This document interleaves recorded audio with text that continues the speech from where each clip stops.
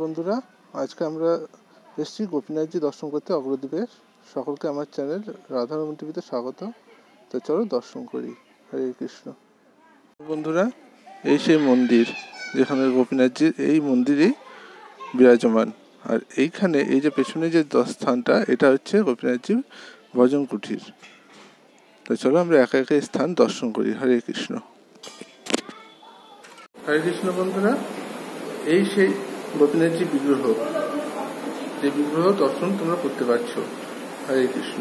এখন গোপীনাথজি সম্পর্কে একটু লীলা সম্পর্কে বলবেন এখানকার যে পূজারী প্রভু আছেন উনি। এই রাধা গোপীনাথ, গোপীনাথ কথা বলা গোপীনাথ, এই গোপীনাথ কিভাবে মহাপ্রভু নিজে হাতে প্রতিষ্ঠা। এই গোপীনাথের কৌশিক পাথর কোথা থেকে এসেছিল? সেই রামকেলিত গৌড়, তখন সেই কালে মুসলমান রাজা হোসেন শাহ রাজত্ব সেই কারণে মহাপ্রভু ওখানে দলবল নিয়ে গিয়েছিল, মনে করছিলাম আক্রমণ করতে আজকে আমাদের। মহাপ্রভু সেই মহাপ্রভু বদনখানা দেখে মোহিত হয়ে গিয়েছিল সেই হোসেন শাহ, কি দরকার আপনার? সেই কৌশিক পাথর সেই প্রথম ফলক থেকে গেটের ওপর থেকে আম করে বলছিল সেই মহাপ্রভু গায়ে, ওই শিলাটা দরকার। শিলাটা সেনাপতি বলল নিক্ষেপ কর গঙ্গাতে। সেই কৌশিক পাথরটা দিয়েছিল। এদিকে গোবিন্দ ঘোষ ভোরবেলায় ঘোষ সুরধনী তীরে গঙ্গায় এখানে স্নান করতে যেতেন ভোরবেলায় প্রতিদিনই। সেই গঙ্গায় স্নান করতে যেতেন।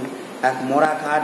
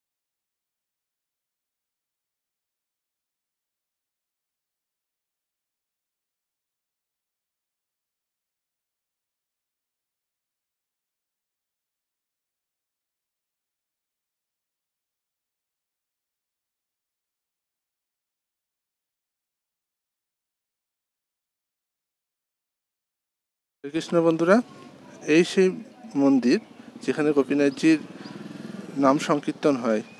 ভালো করে দর্শন করো। হরে কৃষ্ণ।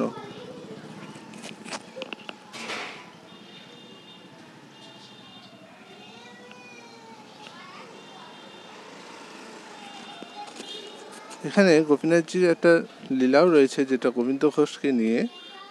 গোপীনাথজি গোবিন্দ ঘোষের পুত্ররূপে এখানে বিরাজমান ছিলেন, এবং গোবিন্দ ঘোষ যখন অভিযোগ করেছিলেন যে আমার কুল যখন নাশ হয়ে গেল, তখন আমার সাধ্য সাধ্যতে কী করবে, তখন গোপীনাথজি স্বয়ং তাকে স্বপ্নাদেশ দেন এবং বলেন যে তিনি তার পুত্ররূপে আবির্ভূত হয়ে এখানে তার সাধ্য করবেন, যেটা তিনি করেও ছিলেন। তো এখানে সেই থেকে গোপীনাথজি সেই লীলায় মহিমান্বিত এখানে। তাছাড়া এখানে মহাপ্রভুর স্বয়ং এসেছিলেন এবং গোপীনাথজি পূজা বিগ্রহ স্থাপনও করেছেন। তো আজকে সেই স্থান দর্শন করে তোমরা পবিত্র স্থান দর্শন করতে পারছো। হরে কৃষ্ণ। এই বল। হরে কৃষ্ণ বন্ধুরা, তা আপনারা প্রভুর কাছ থেকে এই গোপীনাথজির একটা লীলা শুনলেন। এখন আমরা এখানে যেখানে যাচ্ছি সেটা হচ্ছে গোবিন্দ ঘোষ প্রভুর সমাধিস্থান। তো চলুন সেটাও দর্শন করি। হরে কৃষ্ণ। কৃষ্ণ বন্ধুরা, এই সেই গোবিন্দ ঘোষ প্রভুর পবিত্র সমাধিস্থান দর্শন করো। হরে কৃষ্ণ।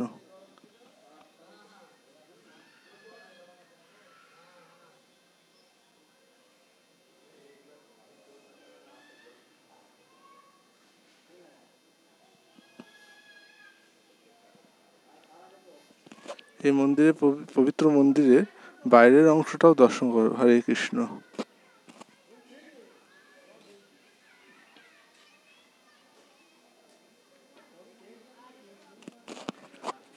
এই চারপাশের পরিবেশটা এত মনোরম আজকে, সত্যি এটা একটা পবিত্র ধাম, একদম বৃন্দাবনের মতন লাগছে এটা। আর ওই যে পেছনে যে মন্দিরটা দর্শন করা যাচ্ছে হালকা, ওইটা হচ্ছে গোপীনাথজি আদি মন্দির। আমরা যেটা দর্শন করলাম সেটা গোপীনাথজির নতুন মন্দির। তাই চলো আমরা ওইটাও দর্শন করি। হরে কৃষ্ণ। এই সেই পুরনো মন্দির গোপীনাথজির। এখানে গোপীনাথজি এখন নেই, এখন নতুন মন্দিরে আছেন। তা আমরা আর একটু দর্শন করে নিই, তারপর জানবো যে গোপীনাথজি কবে এখানে আসবেন। তা চারিদিকটা আবার দর্শন করে নাও। হরে কৃষ্ণ। আচ্ছা, এই শিব মন্দিরের নামটা কি? গোপীনাথ মন্দির। এই শিব মন্দিরটার নাম কি? শিব মন্দির। নাম কি? মহাদেব। হর হর মহাদেব। না, এমনি কোনো লোকাল কোনো নাম নেই? শিব মন্দির তাই বলে। আচ্ছা, এটা হচ্ছে গোপীনাথজি মানে মন্দিরে থাকা একটা শিব মন্দির। এটা ওইটা সমাধি মন্দির। ওর পেছনে যেটা দর্শন করলাম এটা সমাধি মন্দির। তা চলো গোপীনাথজি কবে এখানে আসবে, এখন তো দেখলাম বন্ধ আছে, তা গোপীনাথজি কবে আসবে সেটা আমরা একটু জেনে নিই। হরে কৃষ্ণ।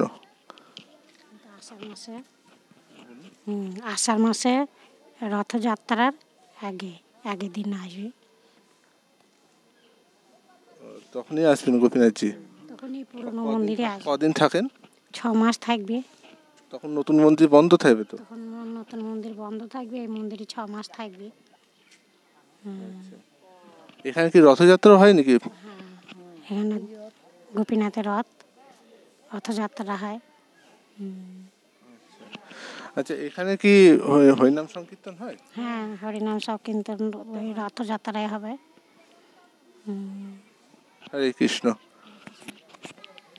হরে কৃষ্ণ বন্ধুরা, এই সেই মহাপ্রভু বিশ্রাম স্থান, যেখানে মহাপ্রভু বিশ্রাম করেছিলেন আর কি, এবং যেখানে গোবিন্দ ঘোষ প্রভুর কাছে মহাপ্রভু মানে একটা সুপারি চেয়েছিলেন, যেটা গোবিন্দ ঘোষ প্রভু সঞ্চয় করে রেখেছিলেন বলেই মহাপ্রভু তাকে গৃহী হওয়ার নির্দেশ কিন্তু প্রদান করেছেন। এই সে অতি উত্তম স্থান। হরে কৃষ্ণ।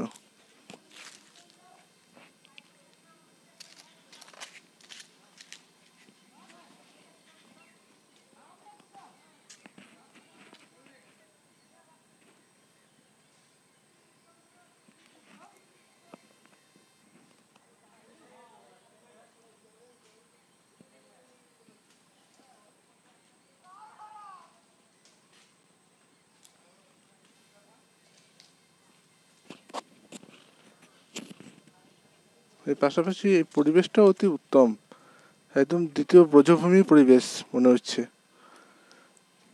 অগ্রদ্বীপের মাটিতে যে এত সুন্দর পরিবেশ আছে সেটা এখানে না এলে বুঝে জানাই যেত না। হরে কৃষ্ণ।